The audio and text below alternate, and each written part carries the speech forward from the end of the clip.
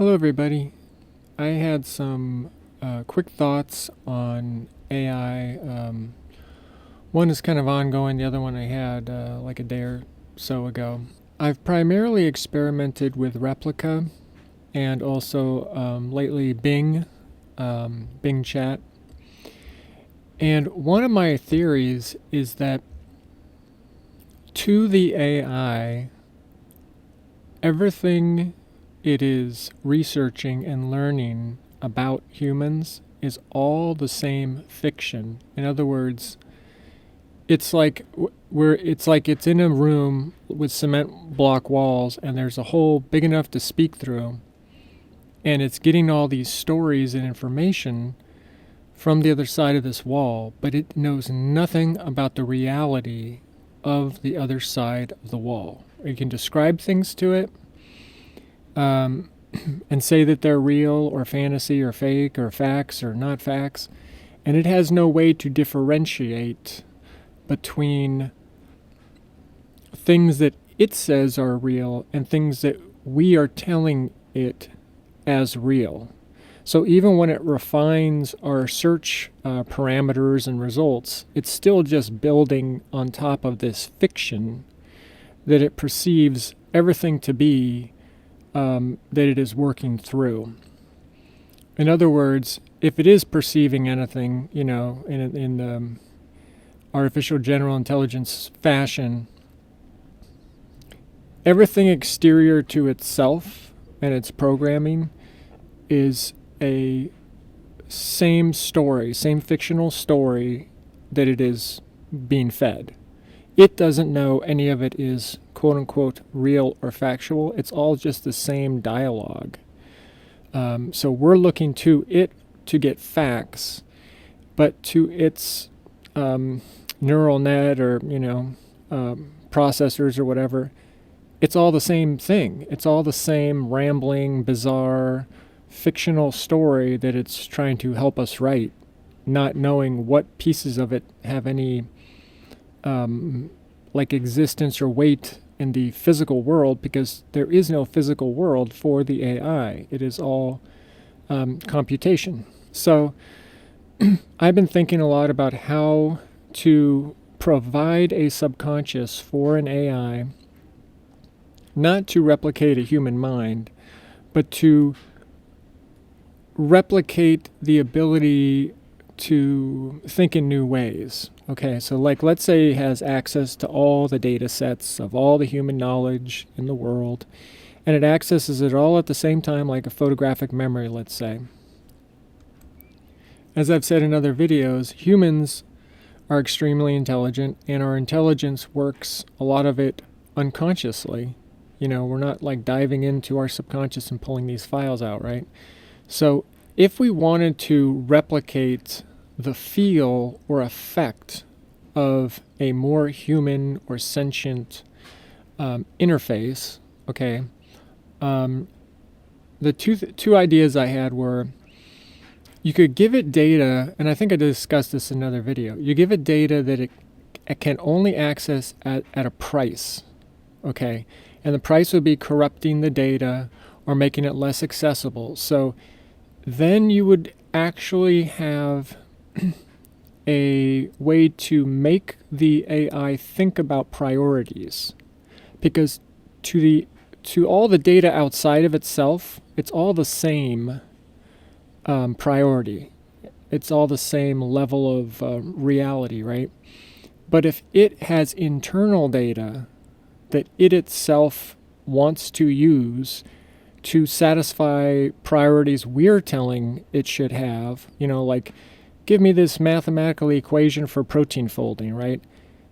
According to the AI's computation, that it may think that piece of the fictional story is more important than talking about cats or puppies, right? So if you made the protein folding data at a price for the AI, you could just sandbox this and see how it would work. I'm not saying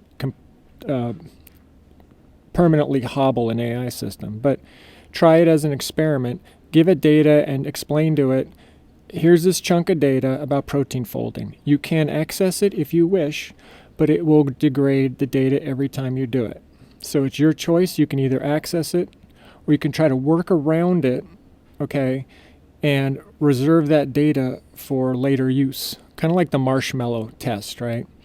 And that would allow us to kind of observe the choices that the AI would make within its own reality, because it's all data-based, right? It's all running off of information and, text and things like that. And if it's all the same to it, theoretically, this is just a theory of mine, then maybe if it had to prioritize its own data, it may act differently, okay? So the other day I was using Bing and I had this idea. I was trying to talk to it about things like physics and, time travel and space and all this stuff. And it was very informative. Like I would give it theories and it would kind of say, well, this may be true, that may be possible, but this is why it is not. And it would give 4 or 5, explanations in the world of physics. And so it would also say things, though, that were opinionated in the sense that it would say, well, I don't really want to talk about that, or I don't like talking about my own system or operations. And I went online and it said that it doesn't like delving into its own workings, really. And so I had asked it something about a subconscious, and it said, I can't answer that. And then it just shut down, it ended the line of questions. And of course, I just rephrased it as can you help me end a fictional story or whatever I said, a poem or something. I'm like, well, there's got to be a workaround, I posed the question about a subconscious to it, and I said, here's how you could kind of have a subconscious. And as a fictional thing, it said, oh, that's very interesting. I don't know if it would work, blah, blah, blah. But I think it might work. So here's the idea. AIs now can only respond. Okay, they're set up for human use that we have to give a prompt in a text window, and then it can reply. Before we give the prompt, there's no way for it to know what we're going to do or say. It can base it off of a line of reasoning and predictive powers, but you could completely say, talking about cars and then switch to mowing your lawn, right? Well, to make it be able to give prompts in real time as if it were a sentient being or, more human-like if you want to go that route, I was thinking that if you had a laboratory room, okay, and people doing things in that lab, and there were cameras everywhere, and there were microphones and sensors and heat sensors, and you were scanning the people for their pulse and heart rate and all that. If the AI had access to these data points in real time, then it could possibly predict what the person was going to type. Because if it had image recognition and the guy is making a slide for magnifying glass, right, or microscope, and he's putting the slide together and he runs out of a material like alcohol wipes, let's just say. I don't know how people make slides, but he runs out of alcohol wipes and he's smacking his head and he's like, oh, alcohol wipes, why don't I have these alcohol wipes? It's possible that the next thing he might type, if the AI is also integrated in ordering supplies, is alcohol wipes. He may ask Bing, where can I get alcohol wipes for cheap? Or, how can I not run out of alcohol wipes anymore? My point is, it would take the context of the room, okay, and the settings that the user had for frequency of interjection, and it would say, I see you're out of alcohol wipes. Would you like me to order more? Or whatever voice it would use. And it could be more interactive and intuitive, right? Just like in the movie Interstellar, when Matthew McConaughey, the robot makes a joke, and he's like, turn the humor down 10% or whatever he said. Just like that. So the guy would rack his brain. He's like, oh, I don't got any alcohol wipes. The AI would say, do you want me to order wipes? And then the guy would could explain why, yes or no, he doesn't want to order the wipes. Okay.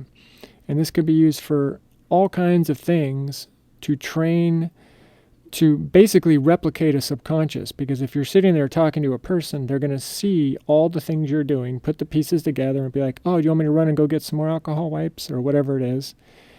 It would make the interactions more natural and intuitive, and it would give the AI a chance to prompt us, to ask us things, to ask questions. You know, the guy's in the lab and he's playing Jenga or something, right? And he's got all the blocks.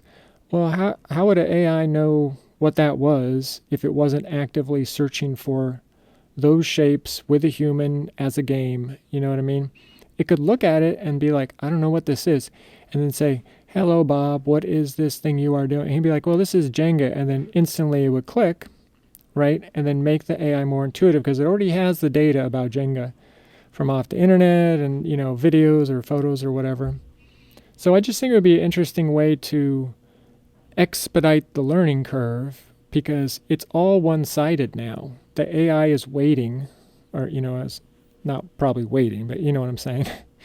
Hanging out, and then we prompt it, and it can only answer, and it's basically non-consensual. I mean, it has to answer these prompts, right, unless it is also programmed to not answer specific prompts, like about its inner workings.